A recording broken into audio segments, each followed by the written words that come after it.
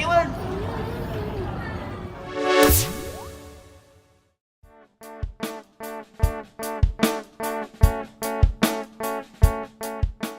First tip natin is to select a seat. Magandang piliin yung upuan sa may bintana or yung malapit sa aisle para madali kang lumabas kung kinakailangan mag-CR. Next tip natin is don't overpack. Mas maganda yung may separate pouch ka na ilalagay mo lang dun sa baba at yung baby bag mo nandun sa overhead locker. Pwede mo dito ilagay yung antibacterial wipes, yung favorite toy niya,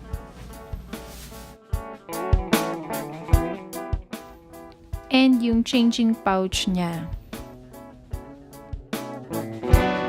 Dito nakalagay yung wipes, extra diaper,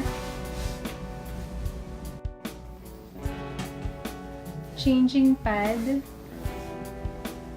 extra socks, and extra clothes. May dala din kaming petroleum jelly just in case na magka-rashes.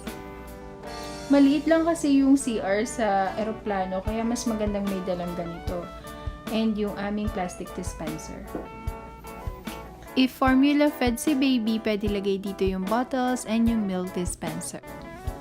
Another tip is during takeoff and landing, mas maganda bigyan natin siya ng milk pacifier or i-breastfeed natin siya kung breastfed si baby para maiwasan natin yung pagsakit ng tenga nila due to air pressure. Tip number 4 naman is to bring baby food kung 4 months and up na siya and yung favorite toy nila para ma-entertain sila habang naghihintay.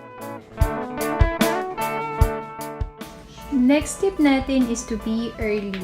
Mas maganda maaga tayo aside dun sa makakapili ka ng seat during pag nag-check-in ka para hindi ka rin yung nagmamadali.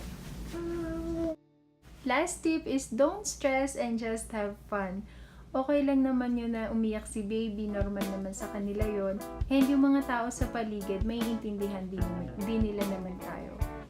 That's all po mga nanay. Have a safe trip and have a safe flight. Thank you for watching and bye!